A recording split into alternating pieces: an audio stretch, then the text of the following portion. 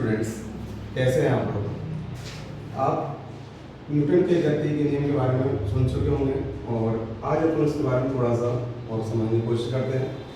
Newton ने गति के बारे में अध्ययन करने के लिए 3 नियम दिए, जिन्हें पहला नाम है उसका न्यूटन का प्रथम नियम।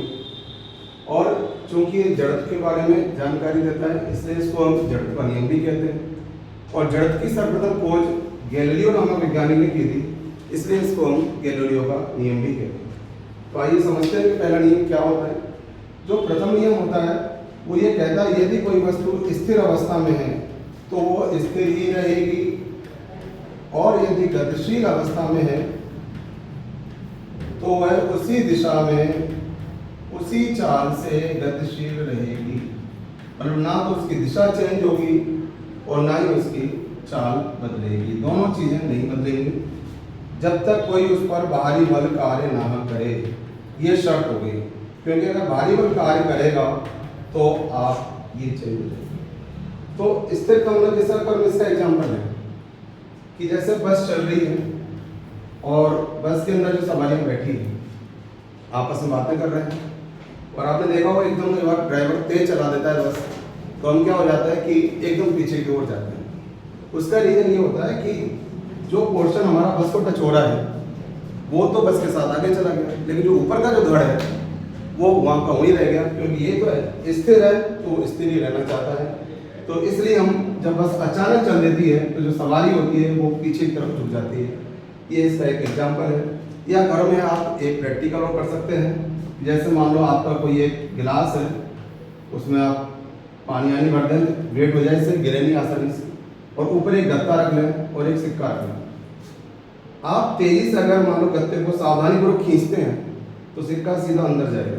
तो वही है, गत्ते को हमने क्या मूवमेंट कर दिया और सिक्का इस नियम के अनुसार स्थिर रहना चाह रहा था तो स्थिर रहा, गत्ता तो पीछे आ गया लेकिन सिक्का अंदर चला गया। पानी इसलिए बढ़ता है कि जिससे ये हिलट डुले नहीं, गिरे नहीं, वेटेज के लिए। तो ये स्थिर जड़त्व का एग्जाम्पल हो गया।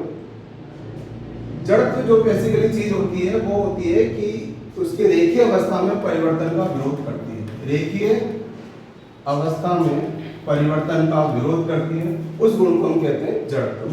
ठीक है, तो ये जड़त्व के 3 एग्जाम्पल होते हैं। अब आता है गतिशील वाला का एग्जाम्पल दें। जैसे बच्चा दौड़ता है और आपने देखा होगा जैसे दौड़ते पैर में ठोकर लगती है तो बच्चा मुंह के बल ही गिरता है। उसका रीजन मात्र यही है कि गतिशील वाला है, क्योंकि जैसे आपको ठोकर लगी ये पैर आपका रुक गया और बॉडी पूरी आपकी आगे की ओर मूव हो रही। क्यों? जो जिस अवस्था में है उसी अवस्था में रहना चाहता है, क्योंकि बच्चा दौड़ रहा था तो उसी दिशा में उसी चाल से दौड़ेगा, जबकि पैर ठोकर वैसे क्या हो गए, रुक गए, बॉडी उसकी आगे चलेगी। ठीक है। और एक तीसरा जड़त्व होता है। जड़त्व के 3 पार्ट होते हैं। तीसरा पार्ट जो होता है वो आपका होता है दिशा जड़त्व। एक स्थिर जड़त्व, एक गतिशील जड़त्व, एक दिशा जड़त्व। तो दिशा जड़त्व में क्या होता है, आप बस वाला, कार वाला कोई भी एग्जांपल ले सकते हो कि जैसे मोड़ आता है और बस जा रही होती है तेजी में और एकदम मानो मुड़ जाती है, तो बस अगर इधर मुड़ रही है तो हम अपोजिट डायरेक्शन में झुक जाते हैं। उसका रीजन यही है दिशा जड़त्व, क्योंकि हम जिस दिशा में जाना चाह रहे हैं उसी दिशा में जाएंगे। बस मुड़ गई लेकिन हम उसी दिशा में आगे बढ़ना चाहते हैं। इस प्रकार हम कह सकते हैं कि ये पहला नियम जो है वो जड़त्व के बारे में जानकारी दे रहा है, इसलिए साइंटिस्ट ने इसका नाम एक और दिया, जड़त्व का नियम।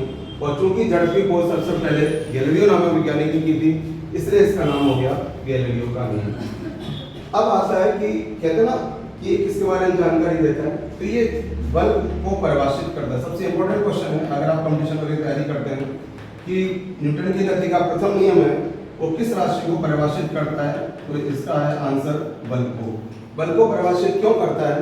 क्योंकि बल कहते हैं कि जो वस्तु के आकार, स्थिति और दिशा में परिवर्तन कर देता हो उसको बल कहते हैं। और यहाँ भी शर्त ही बोली गई है, जब तक उस पर कोई बाहरी बल कार्य ना करे तब तक वो जैसा है वैसा ही रहेगा। इसलिए न्यूटन का प्रथम नियम किसको व्यक्त करता है? बल को।